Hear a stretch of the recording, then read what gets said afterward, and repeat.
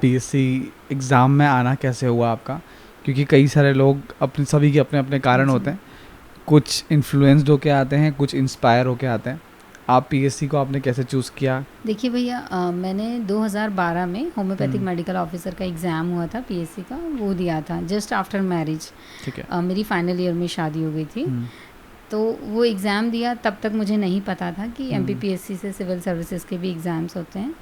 फिर जब मेरा बेटा हुआ उसके दौरान मैं मैटरनिटी लीव पर थी। हम्म, तो मेरे यहाँ रेंट पर रहने के लिए 3 मतलब बच्चियाँ आई थी। हम्म, तो फ्रेंड्स ही थी वो मेरी। मैंने देखा कि उनमें से एक नायब तहसीलदार है और उनकी एक सिस्टर भी उनसे मिलने आई थी, जॉइंट कलेक्टर। हम्म, तब मुझे पता चला कि इस तरह की भी चीज़ें होती हैं, ये भी कोई वैकेंसी होती है, पोस्ट होती है। ओके। तब तक भी बहुत ज़्यादा एक्सपोज़र नहीं था। फिर मैंने उनकी बुक्स वगैरह को पढ़ना स्टार्ट किया, हम्म, तो मुझे बहुत ही इंटरेस्टिंग लगा। स्पेशली मैंने एमपीजीके से स्टार्ट किया था, तो मुझे बहुत अच्छा लगा। हम्म, फिर मैंने धीरे धीरे और भी बुक्स देखी। फिर उनकी मेरी हस्बैंड से बातचीत हुई, तो उन्होंने बोला कि दीदी तो बहुत अच्छा है बैकग्राउंड है, आप क्या कर रहे हो भैया, मतलब उनको स्टार्ट करो कुछ, मतलब घर से ही तैयारी शुरू कर दें वो। फिर उन्होंने मुझे इंस्पायर किया, मतलब इन्फ्लुएंस भी किया कि आपको अब दीदी आगे बढ़ना चाहिए, आप ट्राई कीजिए एक बार। फिर मैंने एक इंस्टीट्यूट ज्वाइन किया था, बेटा जब छोटा रहा कुछ दौरान, मतलब 2 से 3 घंटे का मैं वहाँ सिर्फ जाती थी। अच्छा। तो मैंने एक इंस्टीट्यूट ज्वाइन किया, वहाँ से मैंने इनिशियली शुरुआत की। तो ऐसे मुझे उन लोग से इंस्पिरेशन मिली। और फिर क्या हुआ, प्रिपरेशन कैसे स्टार्ट किया? मतलब आपने 2013 में इंस्टीट्यूट ज्वाइन किया? नहीं, मैंने 2016 16 में मतलब इंस्टीट्यूट 16 ज्वाइन किया। अक्टूबर 2017 का प्रीलिम्स था जनवरी में। ठीक तो है। मुझे सिर्फ 1 ही महीना मिला था पढ़ने के लिए।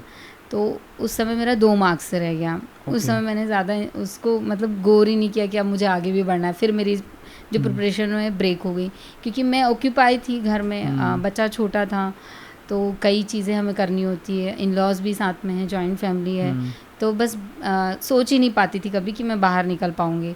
फिर मैंने उस समय ब्रेक किया। फिर जैसे ही 18 का प्रीलिम्स आया, मैंने उसकी कुछ समय तैयारी फिर से शुरू की 18 से।